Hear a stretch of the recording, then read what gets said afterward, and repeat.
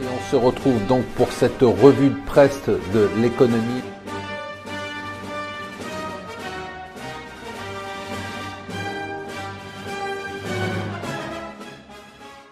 Bonjour et bienvenue sur Mon Financier pour la revue de presse de l'Écho. Nous sommes le mardi 12 septembre. On va parler d'abord de l'interview donnée par Bruno Le Maire dans les Échos. Pourquoi on en parle? Parce qu'il donne toutes les précisions, les dernières précisions qu'on attendait sur les modifications de la fiscalité du capital. Donc c'est confirmé, suppression de l'ISF, transformation en impôt sur la fortune immobilière qui touchera les patrimoines nets immobiliers de plus d'1,3 million.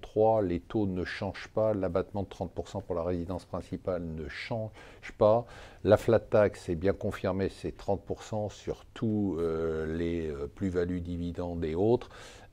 Confirmation aussi, alors ça c'est malheureusement pas forcément une très bonne nouvelle, que ça sera maintenu pour l'assurance vie. Alors la bonne nouvelle c'est que c'est au-dessus d'un seuil de 150 000 € pour une personne, tout contrat confondu, et 300 000 € pour un couple.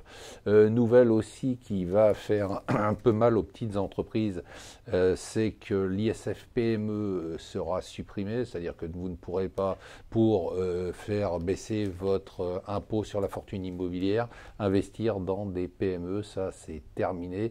Alors il faut savoir qu'il y a beaucoup de PME, de TPE et notamment de start-up qui dépendaient de ces capitaux pour démarrer.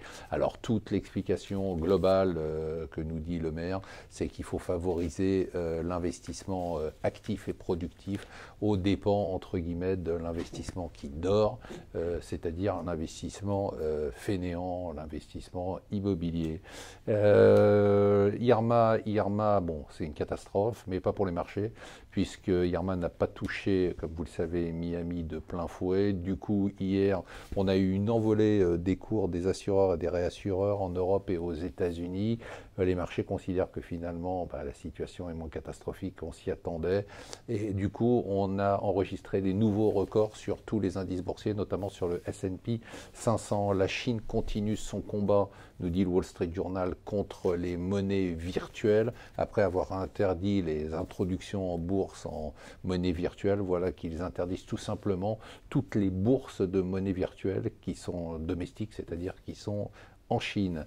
Aujourd'hui, c'est ce que le Figaro appelle l'épreuve du feu. C'est la première grande manifestation contre la loi travail, donc organisée par la CGT. On verra quelle est l'ampleur. Ça aura une valeur de test pour le gouvernement. Et on vous le disait, il n'y a pas de surprise. Google, bien évidemment, n'accepte pas son amende de 2,42 milliards et la conteste, cette amende qui avait été prononcée par la Commission européenne. Voilà, je vous souhaite une excellente journée.